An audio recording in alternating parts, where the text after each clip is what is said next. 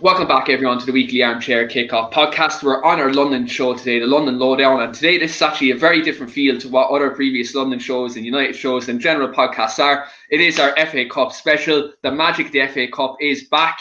I know it's in very unusual circumstances, but it is the FA Cup. We all love the FA Cup, and today I am joined by two very special guests on the podcast today. To the right of me, I'm joined by William Bryant, our Arsenal fan, and down below me, loyal Marine fan and also loyal Tottenham Hotspur fan, Steve McGrath.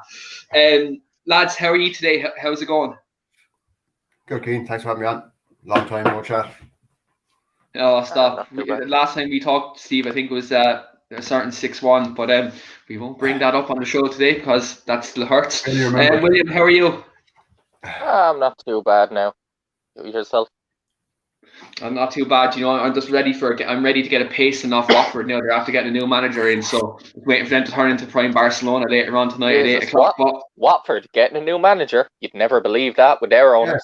Yeah. I know. Is it the fact that they keep hearing this rumour of the new manager bounce? So if they keep getting new managers, they'll keep getting the bounce.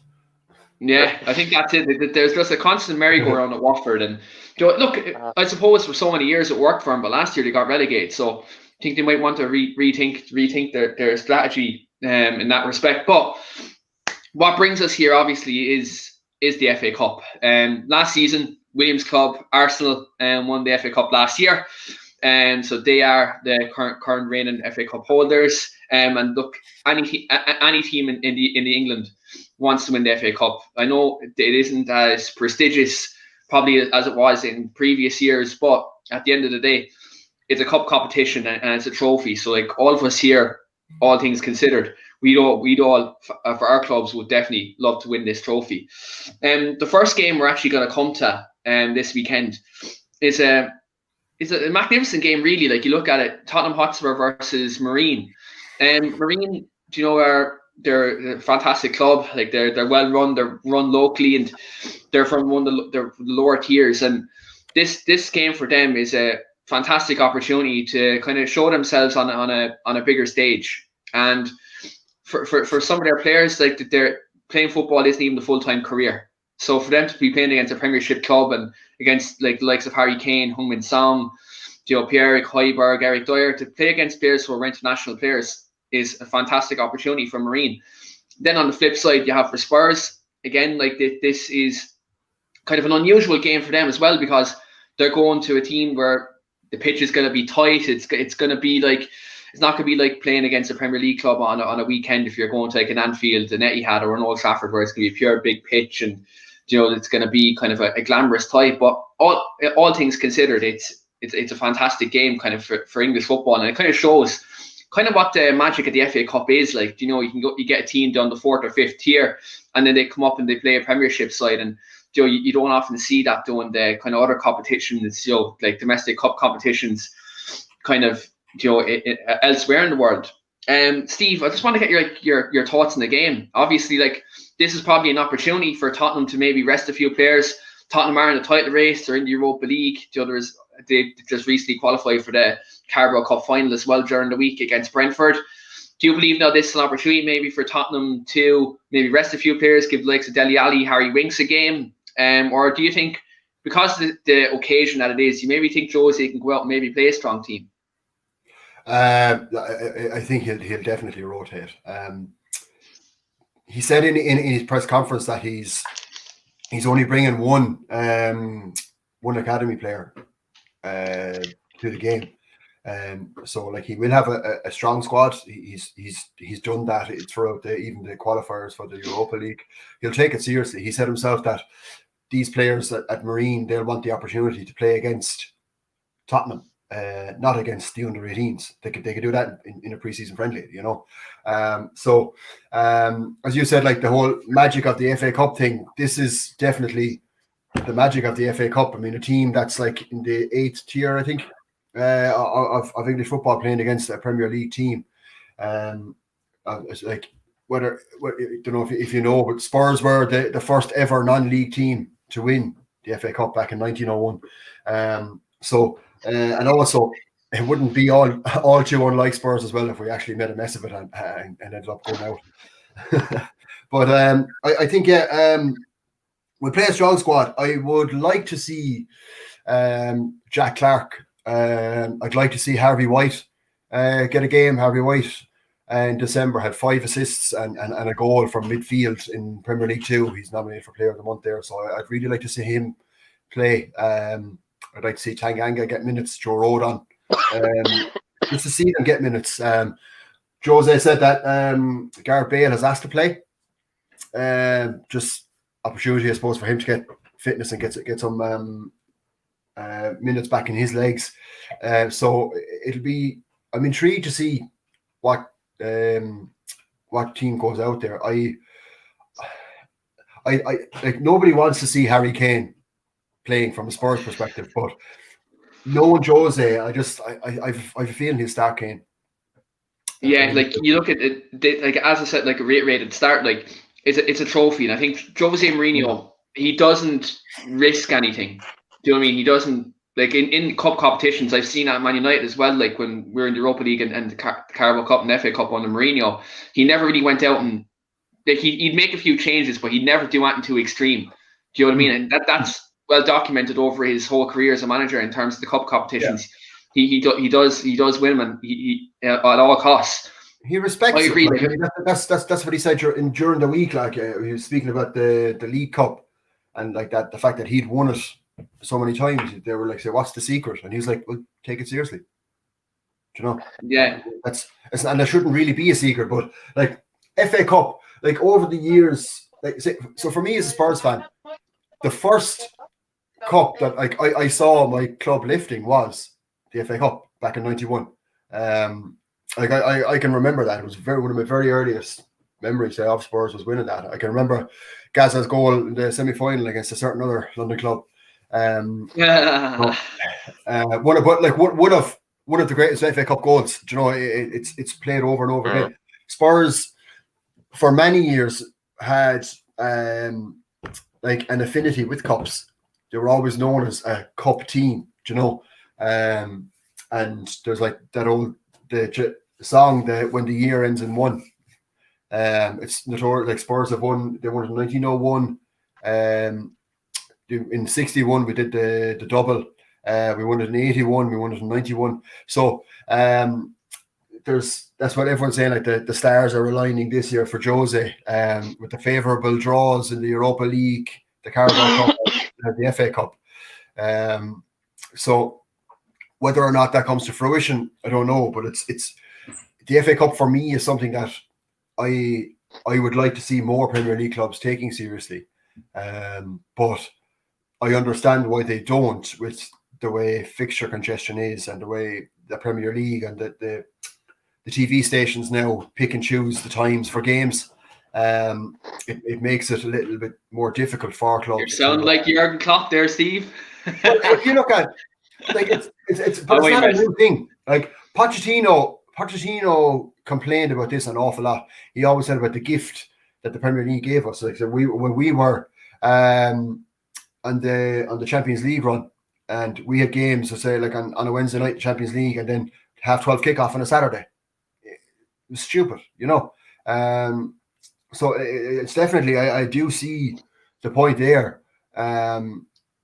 about that, but I also like I like seeing clubs taking the cups seriously. I see why Jose is doing it with the League Cup, for example. Like, yes, Man City have won it again and again and again. It mightn't mean much to them, but it's for the Spurs players. If we were to win it, it's the getting up there and lifting the cup and having that feeling. And then because once you get the taste of success, I think that's what will then drive you and motivate you to want more of it, you know. And that's, I think, part of Jose's mantra as a boss is like to get that winning feeling. And that's what, like say, with United and the League Cup, I think that's where he built those foundations for you, you know. Yeah, absolutely. Like, and I've seen that back in 2017. Like, when you look at competitions with Mourinho, such as like the Europa League and the Carabao Cup. I remember on that run we played Hull City in the semi-finals, over the two legs, and he played kind of a really strong team. Then, like even in the run, then I remember we played City at Old Trafford, and City put out their second string team. Mourinho went full tilt. He went built a strong team.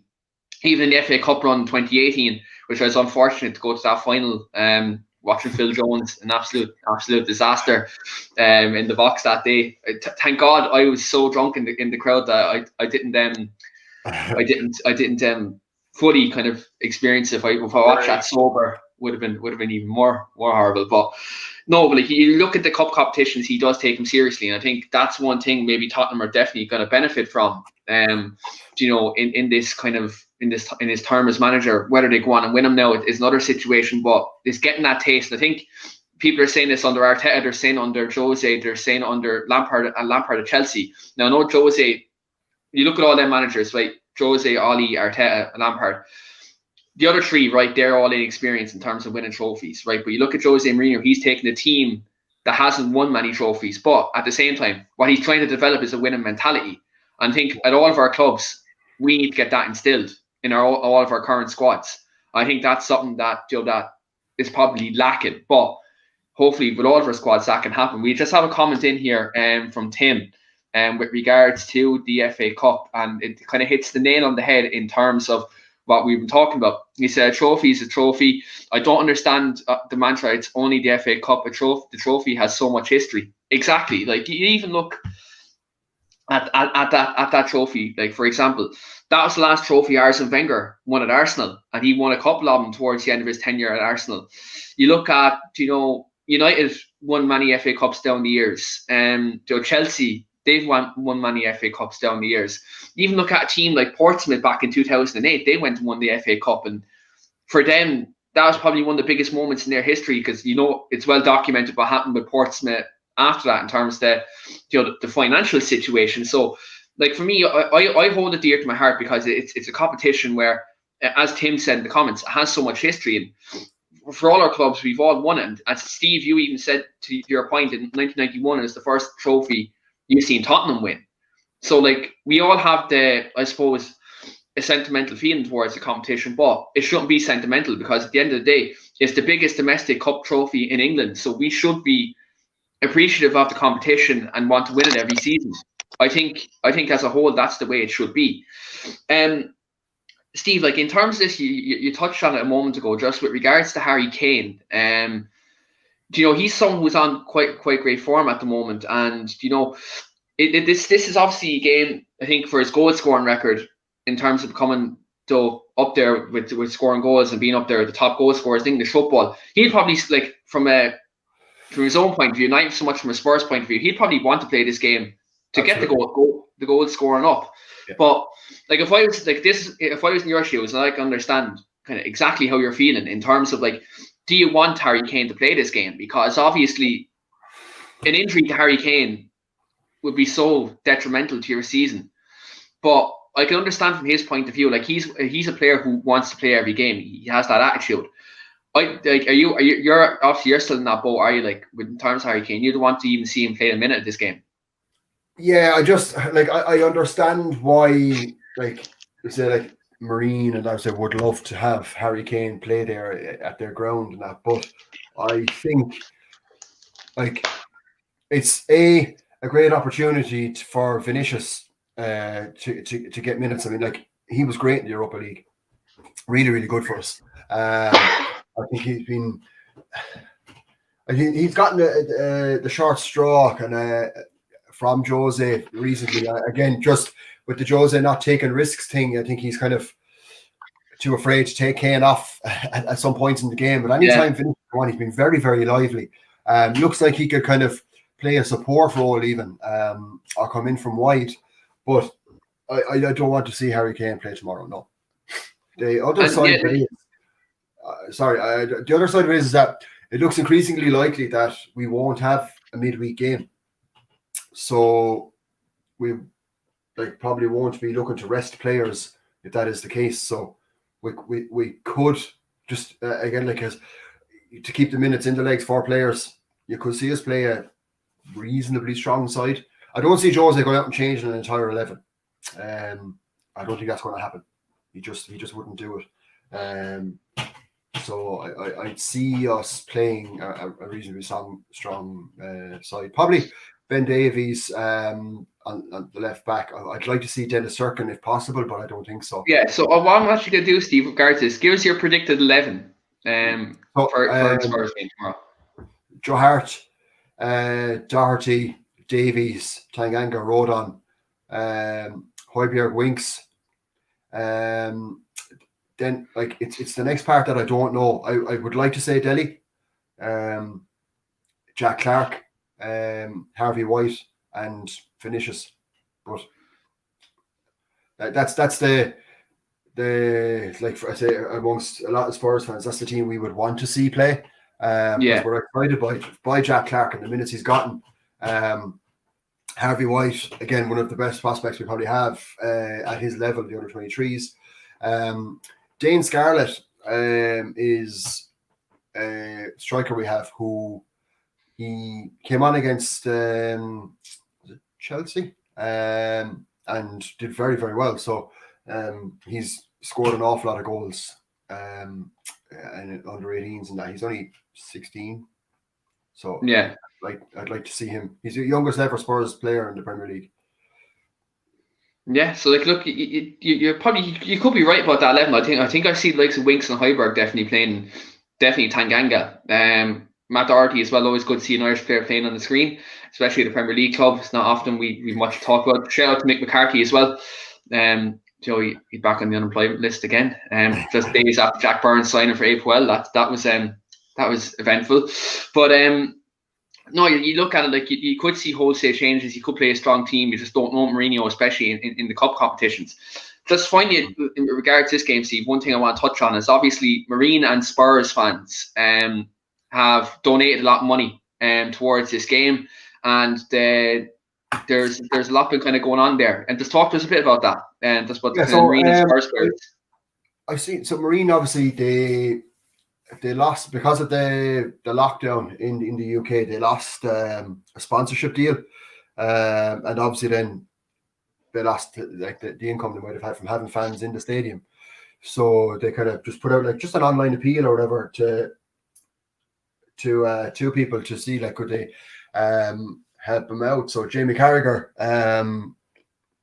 jumped straight in there and he filled the gap with the foundation that he has. He sponsored them that 20 grand that they were missing, and then they put virtual tickets on sale for £10, looking to sell 600 of them, and as of this morning they're at 10,000. So it's massive for them, too. So I myself included bought one, and then they said that they're going to get a board placed in one of the ends of their ground and have the name of everybody that bought a ticket on that as kind of a thank you and to kind of recognize it. So my name will be permanently etched in the history of Marine FC. And there was a competition, weren't there, on social media recently about managing one of the games? Did you win that yet? Jose is after buying a ticket for it as well himself. So he said imagine Jose Mourinho, right? I'm just going to throw up a scenario here. Jose Mourinho manages Marine in a friendly game, and we don't know who the friendly is against, right? We'll just say probably some team in the Premier League Championship, someone like that. Jose Mourinho goes out and just parks the bus at home to Marine. And imagine the scenes. And they won 1-0. Yeah. And they won it 1-0. Imagine off a Marwan Fellaini corner or something like that. Just imagine the scenes, like, just would be unbelievable. Or Steve McGrath takes him over and he gets a penalty awarded by VAR. And Steve puts himself in goal as well. That day. That'd be great. That'd be the ultimate power trip. Do you know what I mean? Steve goes in, takes over Marine, makes himself captain. It'd be like a reverse Kepa moment, wouldn't it? Yeah, it would be. Like, he puts himself as captain. The keeper becomes the manager becomes the keeper. Yeah. Oh, do you know what? That absolutely be fantastic. And do what? If this happens, this comes to pass. This is live. Tim does a fantastic job clipping up this podcast. Shout out to Tim. You know, I could just see Tim clipping this up right now, and then when Steve does a Kepa moment and refuses to come off, this clip goes viral.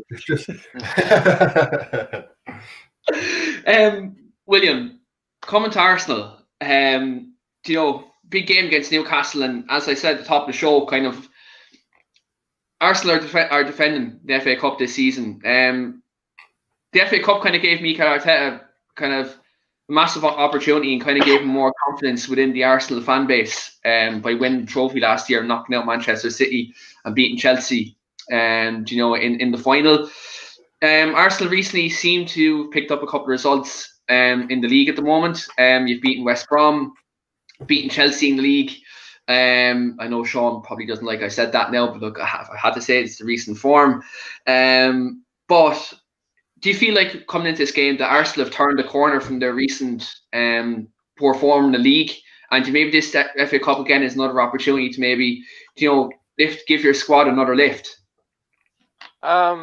Definitely, I would definitely say that we've turned the corner after seeing the performance against Chelsea.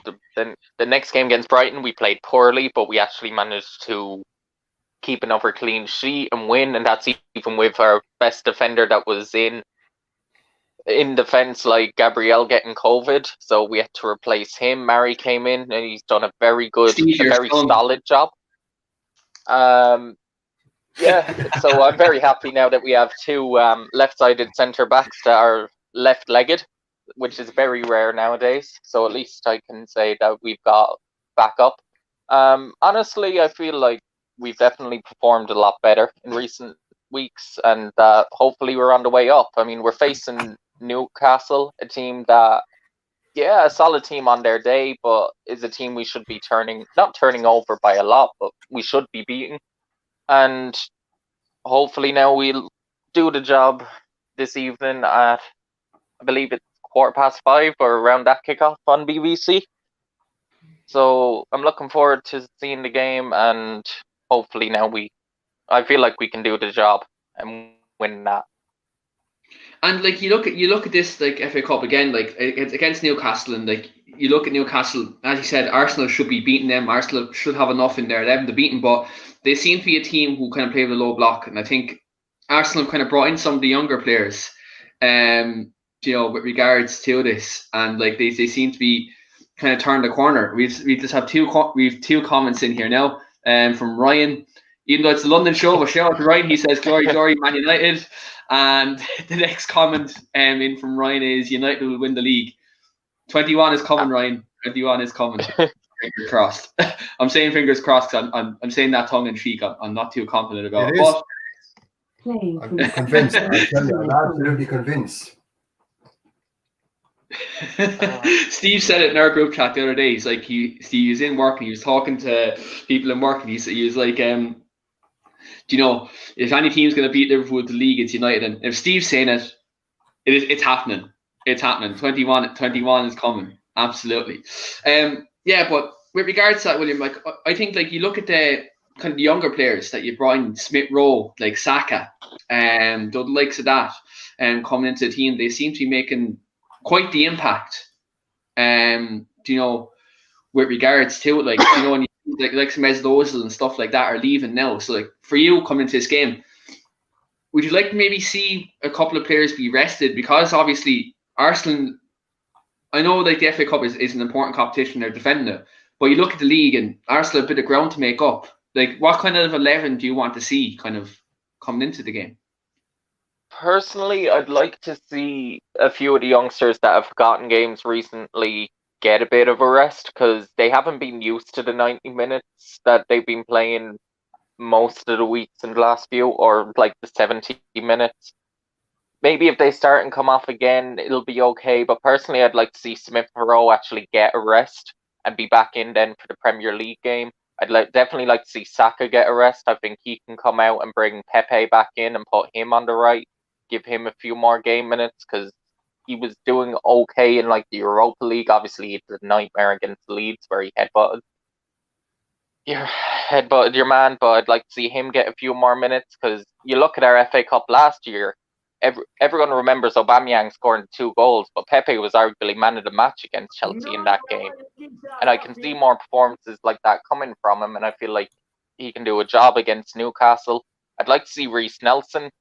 Hopefully he's fit again and he can come in and come on the left. Probably start Aubameyang up top. Hopefully he can get a goal. and actually get him a bit more confidence, because that's what really missed him from his game, is a goal from open play recently, and his confidence has gone to really, really low. And you could see it in the last game against West Brom. It just, he lost the head completely after he was missing his chances. And he just didn't seem interested and just fed up. And he just really needs that one goal to get a spark back into him. Personally, Thomas Partey is back fit, so look like he'll get about at least 60, 70 minutes into his legs, and that'll be really important into our Premier League campaign to get him back fit and healthy. I don't think Gabriel has properly had enough training to come in, so you'll probably see Pablo Mari in again. Jesus, where Kolasinac gone? Actually, I don't know who we'd play left back. I think Tierney is nearly our only left back. I know Maitland-Niles played a few games there, and Saka was the left wing back. Saka plays there as well. He played most of last season there. I know he can play there, but no, he's not going with the back five. Like, for the back four, it's really only. I'm sure we have someone like in like the under 23s, but geez, yeah, we're quite short left back. Because right back we'll have Maitland-Niles in. He'll get a game.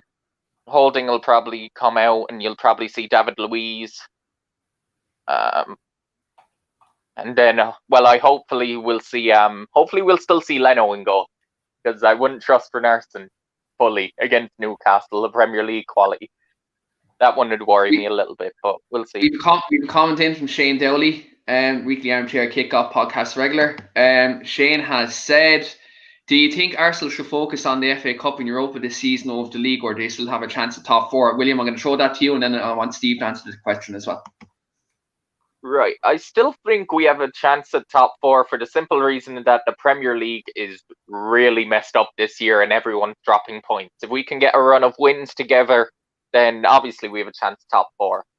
I would rather try and focus on the Europa League personally, though, because I feel like I don't think I've ever properly seen my club win a European trophy, and to actually get that would be probably one of my happiest days as a supporter. To actually get that hoodoo gone and get into a Europa League final and winning it would be something that I'd love. I've seen us get to a few finals and lose them. Obviously, the terrible loss to Chelsea, the heartbreaking loss to Barcelona in 2006.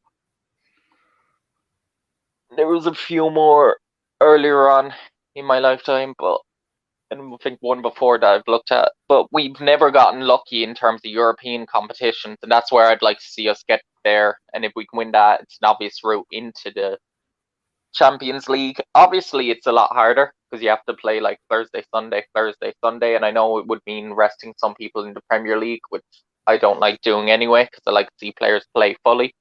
But I'd rather the Europa League, I think, than anything else this year. And Stephen, I feel like top four will be a step too far. I think we'll go on a good run and might get a challenge, but then we'll falter. Where the other teams in the top four, like United, Liverpool, Man City, and then you've got the fourth spot where Tottenham are strong enough, Leicester are strong enough. They're probably a little bit stronger than us this year, which is fair to say. And Steve, for yourself, do you maybe think Arsenal should maybe prioritise Europa League and the FA Cup over going for top four? Probably not the FA Cup. I think from Arsenal's perspective, look, they won it last year, and like I suppose to them, if they were to go for the FA Cup again, it doesn't show progression. You know, so they need to try and up their game from that. So obviously, top four and or Europa League would be the focus. I not due to any bias. I don't see Arsenal getting top four. I think they don't have it this season. I think they've lost too much ground as it is. And although the topsy-turvy nature of this season, the league this season, I don't see Arsenal getting in the top four. But Europa League, look, as Arteta proved last season with the FA Cup. That's like cup knockout football is a little different than the league. You know, like form goes out the window. It's all about on the day how you perform. There's just something there. I think that like Arsenal could see themselves progress in the Europa League. I think that's probably where they should focus their energy, to be honest. Yeah, I agree. I think it's probably their best chance of getting Champions League football for next season. And there is like, you see, like there's players there who are quality at Arsenal, and this is why me and William sometimes disagree. I know Ozil's leaving, so look, me and William won't have the Ozil argument anymore. That seems to be happening. That argument seems to be over. I think William is glad that me and Shane are not berating him every day that Ozil should be starting. It'll be the thing that's brilliant about that argument being gone. It means that the division in some of the fan base can go, and it can just be a relief on the squad that that argument is gone, and it can leave them room to perform themselves with no worries about that. Yeah, I've commented for Tim there actually, William, about Arsenal as well. Tim has said, I honestly thought Arsenal would challenge for top 4 after the way they ended last season. Where did it go wrong for Arteta? Honestly, you can look back at our very early start of the season podcasts. I made the joke saying I think that we'll just about reach top 4. That would be a fight between us and United, like, for it. And obviously the season's turned out way differently. I don't know what went wrong. We went for a change in the system from the back 5 to the back 4, and we just did not have the personnel to do it. We did not have that central, we did, and he didn't get game time in Smith Rowe, and he got injured midway through, and Ozil wasn't registered. So we were trying to play people that we didn't have the personnel to fit into that cam spot, so then we didn't have the transition from midfield into attack. You can say, Ceballos can do that, but he isn't that type of player. He's got barely any assists for Arsenal when you look at it. Yeah, he passes forward, but we didn't have that creative spark in the squad. So it was the change in the system that definitely didn't help, but that's how he wanted to play football. He was like, I don't want to play the back 5 anymore. I want to see more attacking football, and we just didn't have the players for it. And then we started losing, confidence goes. And when your confidence goes, sure, nothing can go right for you. You don't seem to get the breaks. And then eventually it turns, or you lose the manager. It's one or the other. Yeah, and hopefully we've turned. Absolutely, I agree. Like, you look at, like, there's patches in the season where Arsenal, things weren't going well for him, but you will see now in these next couple of games, have they really turned the corner? I think that's the big question. Like, you can talk about a derby win against Chelsea, you can talk about beating West Brom, who are probably going to get relegated, but you have to look at these next couple of weeks, and this is where we'll see if Arsenal have turned the corner or not. I think that's... You've got to look at it. Like, you look at it, our next fixtures, right? We have Newcastle today, should win. We've got Crystal Palace next, a bit tougher, but I argue should win. They have dangers as a brilliant talent. Zaha quality as well. But other than that, like, I feel like we should win that. After that, then we've got Newcastle again in the Premier League.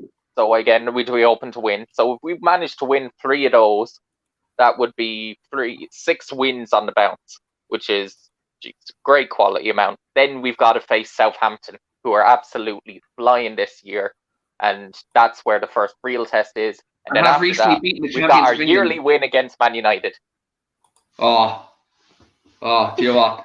If he knew, that's getting clipped up. Trust me. Trust me, I know it will be, but like, that's the thing. Like, you haven't beaten us in over 3 years now. I think it was the FA Cup was the last time he beat us. In that, I was watching it with you in Mulcahy's. Yeah, I remember that day. Jesse Lingard made Emirates his dance floor that day, but yeah, since then we haven't beaten you. But look, it is what it is. We've a comment in from Shane. William's going to hate this comment. Shane has said, William talk about the pain of Arsenal has caused him in my life is my drug. Myself and Shane actually agree on something for once. Jesus.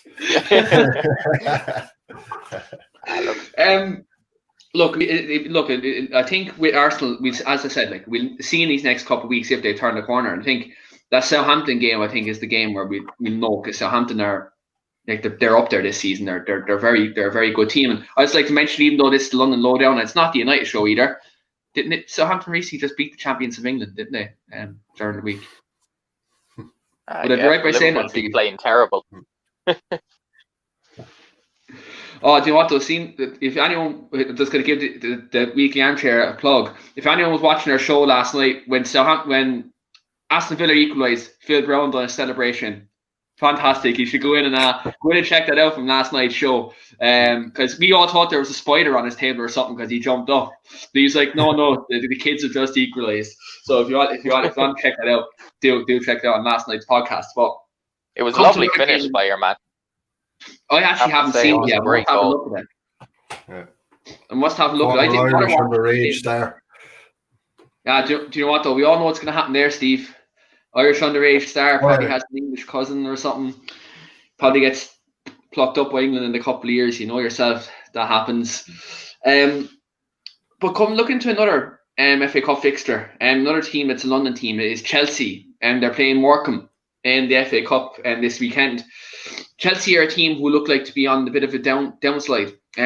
Recently lost against Arsenal, lost in very convincing fashion against Manchester City at Stamford Bridge as well. Chelsea have no excuses. They had all their summer signings out on the pitch, all 200 million of them. But this game for Chelsea seems to come probably at a good time. Probably an opportunity for Chelsea to play the likes of Kai Havertz, your Timo Werner, players who are probably low on confidence at the moment coming into a new league. William, what do you think of this game? Do you think this is an opportunity for Chelsea's kind of new signings to maybe get off the mark against kind of a lower tier side? Because at the moment it doesn't seem to be working out for them. Yeah, I think again they're adjusting to the league, and you've got to give them a little bit more time to actually settle in. But this FA Cup game against the lower league side could either help them with their confidence, or it could totally kill it fully. Because imagine they go out and not perform in this type of game. So you might see him play a few of the players that are underperforming, but not all of them. Like I think Havertz could probably get a game. Werner's been playing every single Premier League game. I know he hasn't been playing well, but I wouldn't be surprised to see him rested a little bit. And Ziyech is only back from an injury, so I'd say he might be benched. Because you'll see the likes of, I'd expect to see like Charlie Gilmore and Callum Hudson-Odoi get a few minutes, because they haven't been getting many minutes recently. But there's no doubt that in terms of their new signings, it hasn't worked fully for Chelsea yet. And it could help them get a bit more confidence, but I don't expect to see all of them out on the pitch. I expect them to still make a few changes and rest some players and try and put a few fringe players out there, because you've got to remember it's also the transfer market, and you see them have one or two games and their value will go up also, or they'll get a good loan. Yeah, and Steve, like, what are your thoughts the whole kind of situation with Chelsea? Like, Frank Lampard seems to be a manager at the moment that seems to be kind of immune to getting criticised at the moment. Has recently spent a lot of money, and it seems to be a situation with Lampard where, from all the outside, like rival fans, seems to be under a lot of pressure, and even from his own, like some of his own Chelsea fans now seem to be kind of putting Frank under pressure. But there seems to be a narrative in the media at the moment where they're refusing to put pressure on Frank Lampard, despite kind of the influx of transfers that he had in the summer. Like, what are your thoughts on kind of Frank Lampard this season? So, like, I look at it and say, look, Chelsea struggling is something like I'll enjoy every minute of every day. But like, if I take away that the rivalry aside from it, and I look at it, like, I'd relate it to the time where we brought in. Now, fair enough, we also lost Gareth Bale at the time, but we brought in a lot of players at the time. It's very difficult to like bring in a lot of players together and get them to gel, because you're changing a lot there, So I personally am holding back on criticism of Lampard, and I've given him a bit more breathing room for that. And I think maybe that's why the media are kind of doing the same thing.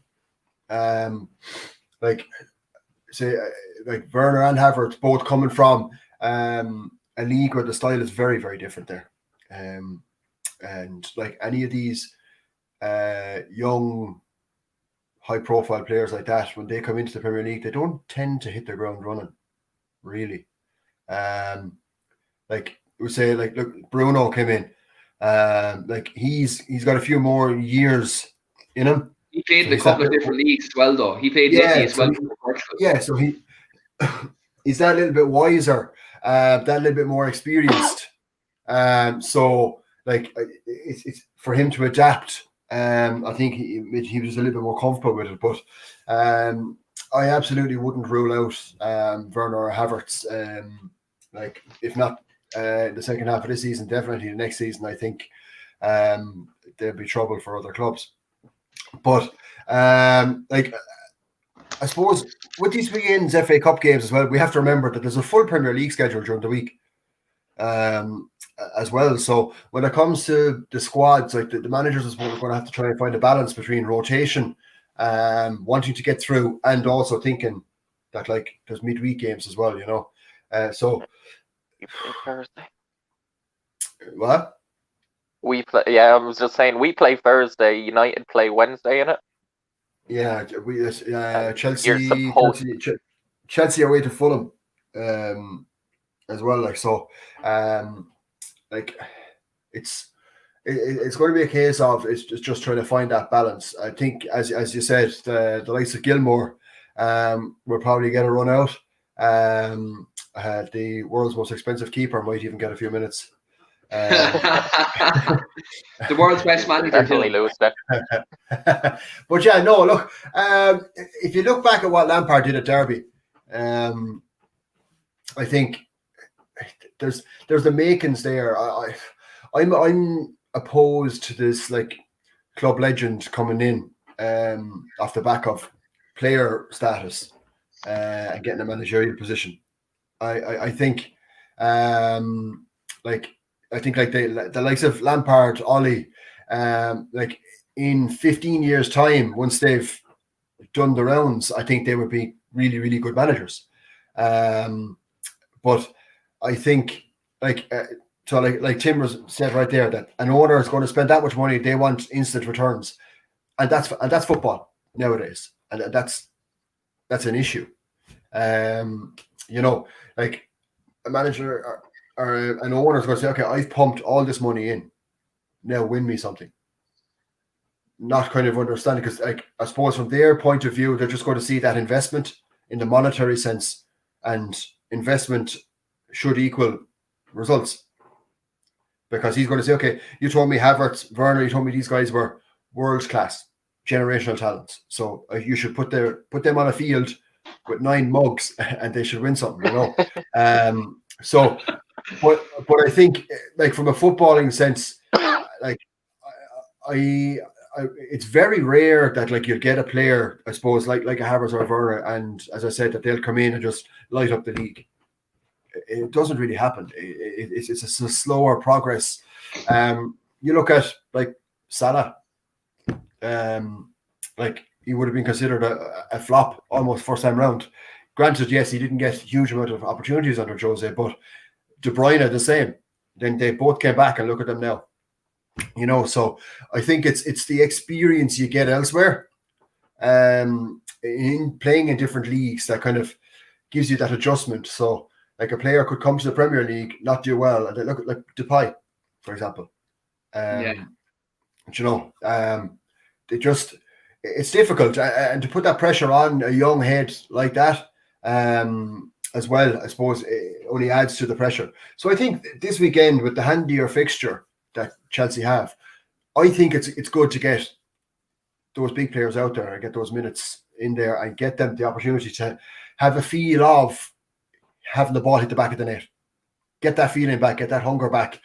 I know myself, if I was playing and we were against a lower opposition, like I'd want to have played, because it gives me a chance to say, because goalkeeping is all about confidence. It would have given me the opportunity to get out there, get my head right, get a good feel of the ball against a team where you're not likely to concede as many. So you get that feeling of maybe keeping a clean sheet. keeping the clean sheet, that's great, you know. So I think the other end of the pitch for someone whose business is scoring goals, whether you're playing against prime Barcelona or whether you're playing against Morecambe, like there's nothing like the feeling of having the ball crack the back of the net. And I think that then that will kind of maybe just light a spark and then want to move on. So I could see them playing the big guns against Morecambe. Yeah, I think so too. So I think you will see the likes of Havertz, you will see the likes of Timo Werner, you'll see the likes. I think Ziyech is only back from injury as well, so maybe it'd be good for him, maybe him to get more minutes. Look, all things considered, I think out of all the summer signings, I think he's been the best. Well, Thiago Silva stands out at the moment, but I think once he gets a full run of games, I think we'll see Hakim Ziyech be Chelsea's best signing. I think he's absolute quality. And he's one of I was hoping United to get him because like 25 million he was available for. Like that's at the time that was a steal, like, do you know. But look, we have Amad Diallo on that right hand side now. He's Shane, in the word of Shane Dowley, he's going to lead us to 21. And Wayne Weston, do not clip that up. Do not clip that up at all. Well, anyway, just look at the final fixture we'll talk about. It's the 8 o'clock kickoff tonight also. So United against Watford. This, I think, for me, look, we've all talked about teams putting out strong teams. So I'm just going to just briefly to say it. I think we can all agree. For Manchester United, derby, is it? Yeah, the Odion Gallo testimonial, I called it last night.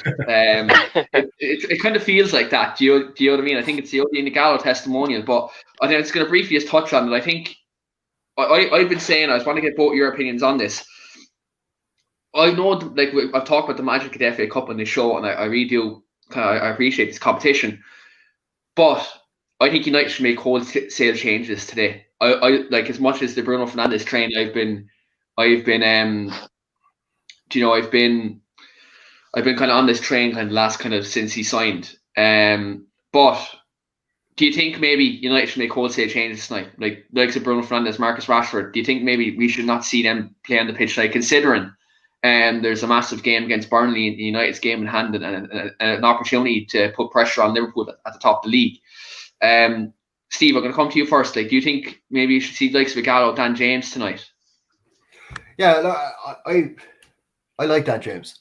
I think like he's not going to be like the best winger in the league.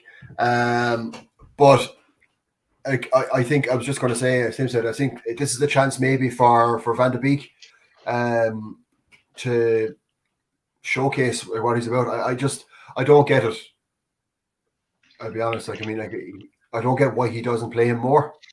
But I think like Dan James is a very, very handy player to have. I like the fact that he's so pacey, so dangerous. Like, he might not have the end product in terms of goals, but he's going to get into a position where he can give it to somebody who can. Do you know? So I would see ye doing heavier rotation, but heavy rotation for United, in fairness, with the players you have, should be enough still to see off a strong Watford side.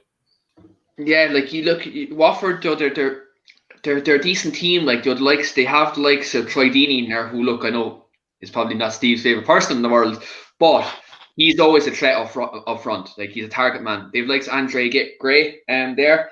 Former United players, Ben Foster, Tom Cleverley there. Jimmy Garner's actually on loan. James Garner is on loan from United. And I wonder if he get a game in midfield tonight. I'd like to see that, though, just to see how he fare against our midfield, because ultimately I've been talking about him possibly coming back to United long term as a centre defensive midfielder. So maybe I'd like to see him get a game tonight. But though Watford, again, we have the new manager bounce. I think we should make at least probably 8-9 changes. But for the life of me, I just don't want to see Bruno Fernandes or Marcus Rashford play tonight, because we need to protect them for Tuesday. I think that's definitely something, like, it's in the same milk as what Steve was saying earlier on about Spurs protecting Kane and Son. We need to do the exact same here. Bruno Fernandes and Marcus Rashford.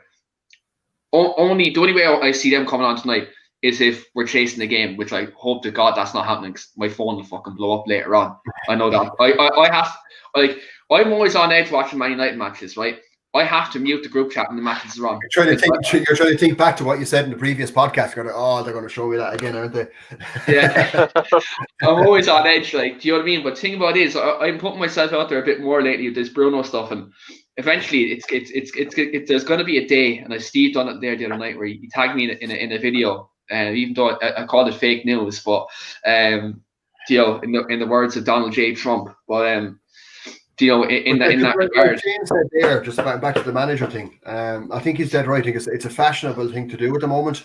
I think it's with the way football is going in terms of like marketing and exposure. I think they're trying to buy into the emotions of fans, and that would say not necessarily like, because I seen someone said the other day, if like, let's say if United had not hired Solskjaer, and say we fired Pochettino, would Daniel Levy have turned around and said, okay, I think the guy to turn Spurs around is the guy who got Swansea relegated and is currently the manager at Molde? Or Cardiff, sorry. Yeah. Cardiff, yeah. No, do you know, like, no, like, not in a million years. Do you know, and like, I don't think any club, like, I don't even think a championship club would have kind of looked at that and say, like, here's the CV for us to turn it around. Do you know? So, I think at the time they tried to win over the United fans after what had happened with the way United fans looked at Jose at the end of his tenure there. And then I think the club needed that bit of yeah. You know, with Arsenal, Arteta, like, I wouldn't say Arteta was by any means a club legend, but I think former player, did all right, but Pep Guardiola's understudy, and a lot of people were it was a lot of talk about, oh well, Guardiola, like, he's there, but like Arteta's really the brains behind it. You know, you'll always see him go to Arteta asking him for his advice. It's like, well, yeah, he's his assistant manager. He's supposed to, you know. Yeah. But again, fashionable thing to do. Yes, they won the FA Cup last year with him, but the Chelsea side of it, Frank Lampard, in fairness, had done well with Derby. So I wasn't as surprised to see him go in there, but I don't think it was the correct thing to do. When you look at the likes of like Everton getting Ancelotti, I think it was madness that like United, Chelsea, and Arsenal went the way they went. I was trying to think of a comparable Spurs one to do, but you know, the only thing I think of is with his time at Middlesbrough would be like Jonathan Woodgate. Do you know? Maybe. Do you know what could happen there, Steve? Right? Let's say I'm only going to speak in a hypothetical sense here. What if like Jose leaves? Let's say whether it goes south or not, but he leaves, and like Ledley King is on the coaching staff. Maybe something like that could happen. You know, maybe down the line. I don't see it. I don't see Ledley. I don't think it's a model that Spurs would. Like Scott Parker. Scott Parker, actually, good shout with him. Yeah. You know, like Scott Parker, in fairness, did all his stuff at Spurs, all his badges, all that. Like, he was around our under 18s and that as well. He was over them for a while and that. But I don't think it's a model.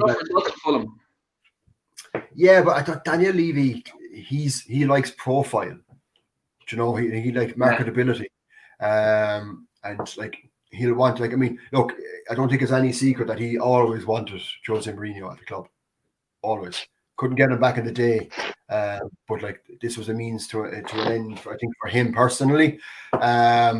So and like a lot of people are saying, oh yeah, well look, if you look at Mourinho only signed a 3-year contract, and then Pochettino only signed an 18-month contract at PSG, so maybe there's something there already. All this, you know, conspiracy theorists out there, Steve.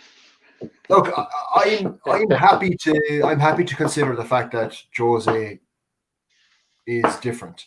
Now, I like he might actually be in a position to settle, and I don't mean settle as in like lower his ambitions. I mean settle as in be settled personally, and hopefully like be happy at Spurs for maybe, who knows, 5 years. You know, it could happen. You never know. It just depends. I think the thing with Jose is that it happens in nearly every club. It's not even so much results. It's when the board don't give him what he wants. That's when he starts, piping up the media. If you look at what happened already, though, Keane, I think there's been like an amicable beginning with Daniel Levy and Mourinho. That like there's probably Daniel an expectation set there, though. I'd say. Yeah, but Daniel Levy, I think, has kind of he understands, and especially with someone there like Mourinho, like I think he understands. Like, look, you're going to need a certain type of player if you want to win things. You're going to need competition in every position. It doesn't necessarily mean, and I think Mourinho understands that it doesn't necessarily mean bringing in 50, 60, 70, 80 million pound players. It's finding the right players. I think the likes of, say, the way we brought in like Hart on a free, Højbjerg at the in the last 12 months of his contract. I think that's the profile of player we're probably looking at, like players that we can get that are in the last year of their contract at a club and could potentially improve us. But look, I'm optimistic, and I know United fans, like I tagged you in that thing the other day, like that like Mourinho breathes, and United fans go, "Oh, he's so obsessed with us, Jesus."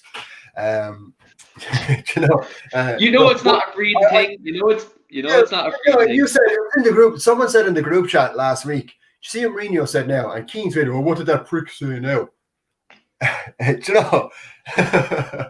just, I think you're on to me about my that I have an agenda, but like you're the one that like has the Mourinho agenda, I won't call it an agenda. He hurt me, Steve. That man hurt me. I went to Old Trafford and watched him park the bus at home. I was watching him against Sevilla in Champions League, park the bus at home. That man hurt me, Steve. He hurt me. Hey, now, if you're on about people hurting him, Jose has hurt us the most.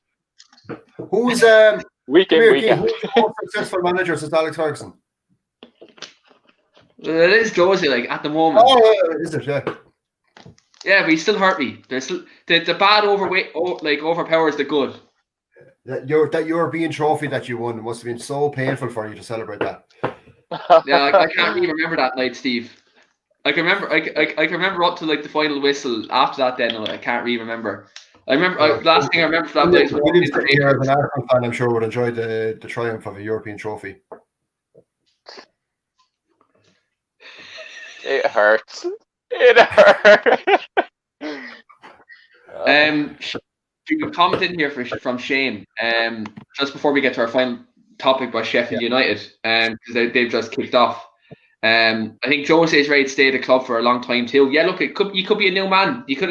It's like when someone like Joe realizes a new lease on life. Maybe Jose's at that point too. He's like, maybe look, I'm happy here. I'm in London. I'm at home with my family. Could be just one of them things where he just wants to be settled. Because I think and no one really touches on this, right? But when Jose was at United, he didn't buy a house in Manchester. He was living in the Lowry Hotel. Yeah, that to me was I don't know. Like I think that was a terrible mistake from Jose to do that for him in person. Yeah. Like, he can't have enjoyed that. Can't have been happy. But I think like the way I look at it too is you look at the profile of clubs he's been at. United, Real Madrid, Inter Milan, like it's Chelsea, like the pressure that's been there has been like win. You have to win. You have to win this. You have to win that. And I think he may enjoy now that there's less pressure on him at Spurs. Like there's an expectation that he's Jose Mourinho, trophies will follow him. But Daniel Levy isn't. I think like in his room, in his office every day, like said, when are you going to win a trophy? When are you going to win a trophy? You have to win the league. You have to win this. You have to win that. And I think that's something, an experience that Jose probably hasn't had since Porto.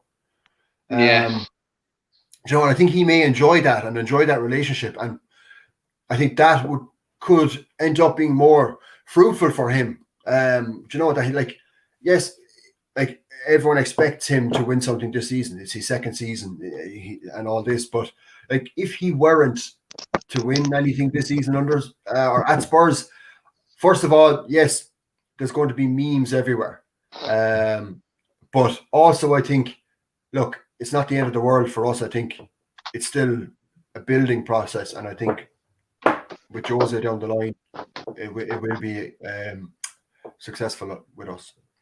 Yeah, he could be. And like, look, as I've said on one of the earliest podcasts we first started back since April last year, which is mad. We're talking about podcasting last year. These time is fucking flying. But like it's I said like he probably will bring trophies, and like I touched on it, and people go back into the archives. I said that the Carabao Cup is probably going to be the first trophy he wins, and thankfully that's actually not against Ollie in the final, because fuck me, I'd have to delete social media. I really wanted a Spurs and United final, and not like just because of like if we did win, I'd like slagging that. Like I think that was the more exciting fixture. Yeah. Do you know the Mourinho Guardiola at the same time. Mourinho Guardiola, yeah, but like the FA Cup or the League Cup, like to City, I think is kind of it's an afterthought to them. I think like Ollie and Jose in the final, it was going to be their first trophy at the club. Yeah, and I think that would have had a bit more romance to it. Yes, you have the history, like obviously Jose being the United manager previously as well, but I think it would have been just like either way, it would have been that manager's first trophy at the club, and I think that would have added an extra little bit of spice to it. I think Jose will have positivity towards the fixture against Guardiola, just because I think he thinks he'll have his match, but we'll have to see out this weekend first, I suppose. Yeah, definitely. And just one final point I just want to come to today is obviously Sheffield United. I know it's Lowdown, but I just want to touch on Sheffield United there just briefly. They're on a dismal run of results at the moment. They're making the 2008 Derby County team look like a very good team. They can't seem to catch a break in the Premier League at the moment, and it looks certain at this point in time as we speak that they're going to be relegated back down to the Championship. I was going to ask you both quickly, do you maybe think, when you look at Sheffield United at the moment, do you maybe think they take a full stab at the FA Cup now, considering it's probably the only positive that they could probably take from the season at the moment? Because I know for us, all of us here, like we're all Irish, and there's a lot of Irish contingent at Sheffield United. They're winning, are they? They're 1-0 up, yeah. They're 1-0 up against Bristol Rovers. Do you maybe think that they should maybe take a stab at the FA Cup, because the league is done? In my opinion, it's done. Like, William, what do you think? I think they need to focus on today's game, get a win, because it'll be their first win in the season, and then see what goes from there. Because, I mean, as much as you can say they've been terrible in the Premier League, because you look at their record, they have been pretty poor. They've only really lost by 1 goal every single game. So they're definitely better than that Derby County team that used to get smacked by everyone. So I know stats-wise, they're going to be possibly worse off in points-wise, but they're definitely a better team.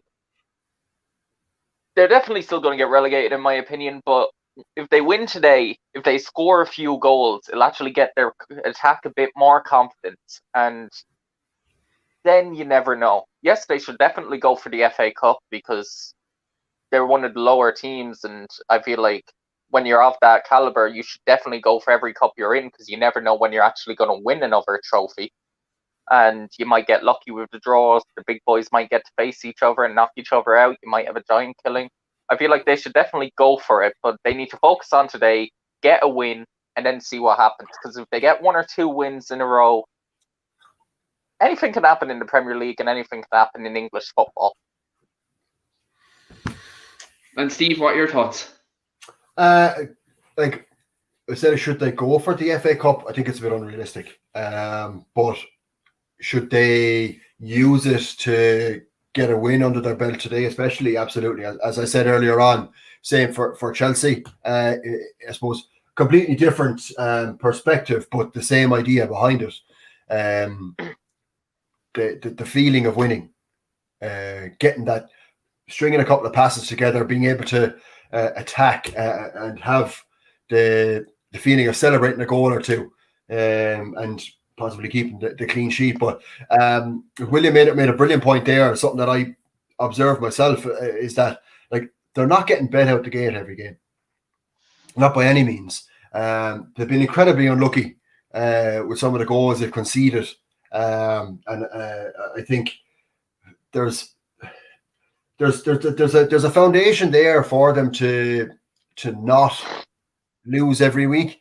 I wouldn't say they have enough about them at this point to stay up, but like I think like Liverpool absolutely robbed them for Ryan Brewster. I think like they pinned all their hopes on him banging in goals when he hadn't ever banged in goals. I think like that money they spent on, 25 million they spent on him. Like scandalous. Yeah, but like they could have got a championship striker for that who like look at Ollie Watkins. Someone who'd spent a season scoring goals at senior level, as opposed to someone who like might score a couple of goals in 5 years' time. I think it was madness, and I think that's really hurt them. Obviously, losing Henderson in goal was massive for them too. But like as William said, they haven't been conceding a huge amount of goals. So, like, of course, it would be typical Spurs fashion that they might pick up a win today and a bit of confidence going into the game against them next week. As you always call him, Dr. Tottenham. Yeah, because I mean, like we've Liverpool again in a couple of weeks. Do you know? Yeah. Don't worry, Steve. Don't worry, Steve. They'll be low on confidence after Ollie gives them a pasting next week. But yeah, no, that's going to peak again. For Sheffield United, I think today for them should be all about getting a win and being able to go into the dressing room after the game with their heads up, because it can be incredibly tough mentally as well. I think it must be so hard to go in and get bet every week, and trying, like, I suppose, like when you're doing so well and you concede one goal and you lose a game 1-0, it's very tough to take. Like, you get a pasting and you go, yeah, well, look, we were terrible, but like, to play well and lose is a little bit tougher to deal with. So I think today they get themselves a couple of goals, and from there then they might be able to build on something. Just hopefully not next week. Yeah, and look, as you said, like from your perspective, I'd say you're hoping for Bristol Rovers to beat them, but just for the Tottenham perspective for next week. But absolutely, don't worry, we'll get to. Don't worry, we'll make Liverpool doubt themselves. Don't worry, Steve. Don't worry about that one. But I just want to come to you both. 2 questions finally. First one, favorite FA Cup memory. William, I'm going to come to you first. Which one? Honestly, I have many memories of the FA Cup, many memories of us winning them. I'd say 2005 scraping a win against Man United on penalties in a game we didn't deserve was amazing. I was young, you've got to realize, born in 97, I was only 8 years old, but to be able to go into school, I'd be like, wow, 5th class or something like that, and actually go to everyone else that was a Man United fan and say, screw you, we beat you, and we did not deserve to win that game. It was great. But then obviously the FA Cup against it was against Hull, wasn't it? Yeah. That final that we went 2-0 down. That was turning into one of my worst days. I was gone off in a hump when we went 2-0 down to the river that's just down from my road, down from it, moved away from my TV, like, here we go again, another big game. We fucked it up again. Walk back up. We've just won a free kick. Santi Cazorla swings it in top corner, and then to actually win that first trophy in 10 years was amazing. To beat Chelsea this year, brilliant memory as well. Honestly, I would say the one against Hull, to actually win, that relief of finally the 10-year drought is over. They can stop slagging us. When's the last time you won a trophy? Because I used to get that the whole time from you and the Liverpool fan Kieran as well. I mean, it was just like, I cannot use that anymore. And there's one actually interesting fact I need to say. Hector Bellerin, in his whole career at Arsenal, has never lost one FA Cup game. He's played 11 FA Cup games and we've won every single one. You should not have shown that stat up live on camera. You know what's happening next. I know. Well, yeah, he gets dropped and we lose. And in that time, we've lost 3 FA Cup games in that time since, and only one player has played every single one of them games. And I'll leave you have one guess. Xhaka. No. Ozil. Bingo. Yeah, I knew it was Ozil because we argue over him. I was like, there's no way you're bringing up that fact and trying to justify your No, argument. but it was a bad one that you think. Like, most people would have thought, because, like, we rested people. I think one of them was against, like, Nottingham Forest we lost to, where we rested a lot of people. And a few players played 2 games, like Nacho Monreal, Alex Iwobi, and them played. But only Ozil played the 3, which was interesting. It's not the first name to come to head. Anyway, there's my interesting stat for the day done. Steve, what's your favourite FA Cup memory? Well, it has to be the one time we won it. I remember in '91. But the final not being my favourite memory. My favourite memory being the Gaza free kick against Arsenal. Partly due because obviously it was against Arsenal, but just it was such a cracker of a goal. It's like, and I hear like John Watson said like is Gascoigne going to have a hit? He is, and like absolutely buried it into the top corner. But yeah, I mean, like we won the final that year. A young Roy Keane playing centre midfield for Nottingham Forest in the final. And it was an own goal in extra time. That won at Forest, Des Walker. I would say that the Gaza goal being my favourite FA Cup memory. And then just obviously then because it led into that year we actually did win it. So I can say I can remember Mabbott lifting the trophy. All right, so it would be nice to see us recreate that.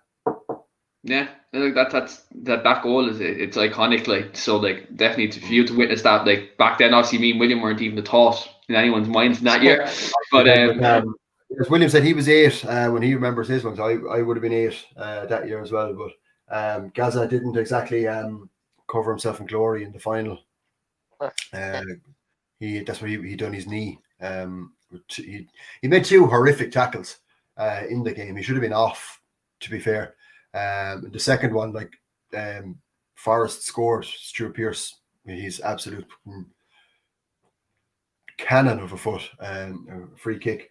But like it's he went off then with his knee ligaments after. He was never the same really after that. Yeah. For me, I've a couple I'd just like to mention. Obviously, 2004, beating Millwall. Was the first FA Cup final I've watched live as a child. Would have been young back then. You'd have been 8. Yeah, I would have been 8 as well. That's mad. It's actually mad you think about that now. We're all 8 watching like our first kind of FA Cup finals. That's crazy. That's actually if Carlsberg done stats, that's what it'd be now.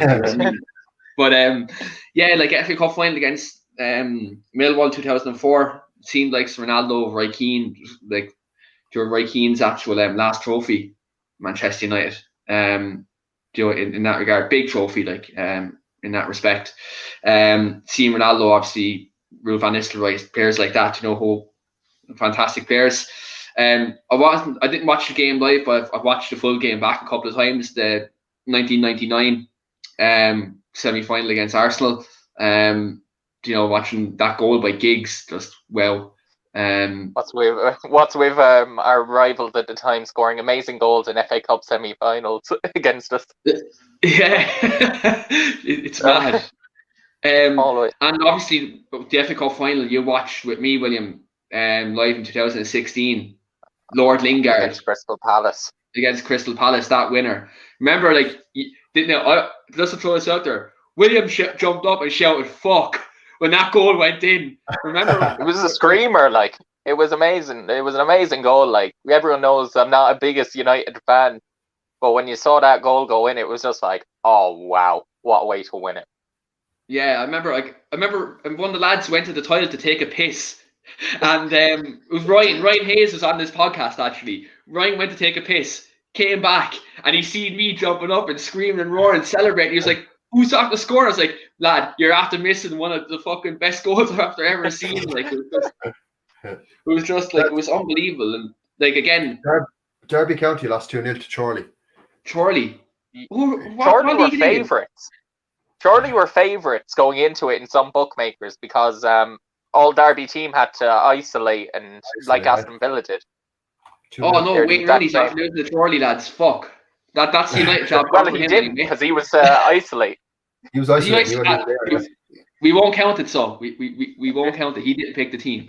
But anyway, there's one funny thing I want to touch on that 2016 final. William was also with me that day.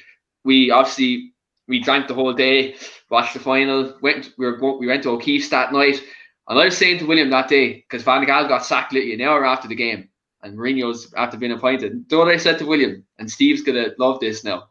I said, "Good times are coming back." I said he's going to win us the league. You know, this is what Mourinho does. He's going to win the league, and we're coming back. I know it was probably drunk talk, but do you know what I mean? Like Jose was Jose at the time. Like, I thought he was officially your best manager since Sir Alex Ferguson took over. So the good times were kind of back. Yeah. They were your best time since. Best time since, yeah. Even though like we'll always say Ollie's at the wheel. Do you know what I mean? He said it again. Then he said it again. Ollie's at the wheel. Manchester United are back. Rio Ferdinand. I know. You're only allowed to say that 1 week January, before the 23 minutes past 3. Oh, stop. Do you know what though?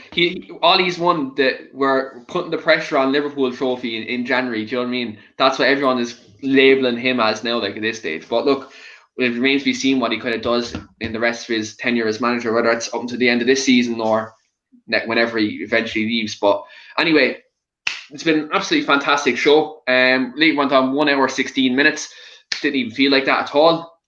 So we will be back on Monday.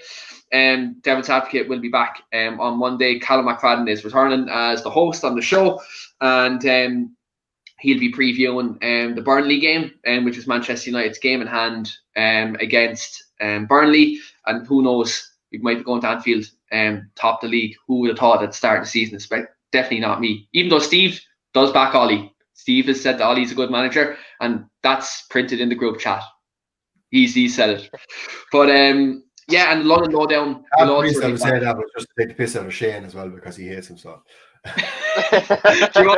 You can actually say that you've said it. That's the thing. You can actually say that you've said it, and you can stand behind that. But also London Lowdown will be back next week as well, and also I'll be there this Friday. It's Manchester United versus Liverpool preview on the channel as well. That's going to be a feisty one. You know what's coming. You know what my prediction is going to be on the day. You know who's scoring that penalty. But anyway, thanks everyone for watching, and subscribe to the channel, like the video, and again, do check out the lads' handles there on Twitter as well at Willie Chilly Bright for all his passionate Arsenal related tweets. And always, if you want a bit of sarcasm, if you want a bit of Tottenham Hotspur related tweets, and if you want to see Steve go at a random celebrity, follow at DJ Steve McGrath on Twitter, because he as much as I do, I might boil piss on Twitter. This man does it tenfold. So absolutely. You see my alternative account. Wait, are you Mike LUHG? Are you? How are you messing? Hey, hope this helps. But yeah, look, do check the lads out on social media as well. But look, thanks everyone for watching who got in the comments as well. And look, we'll be back next week with more content. Cheers, boys. Hello.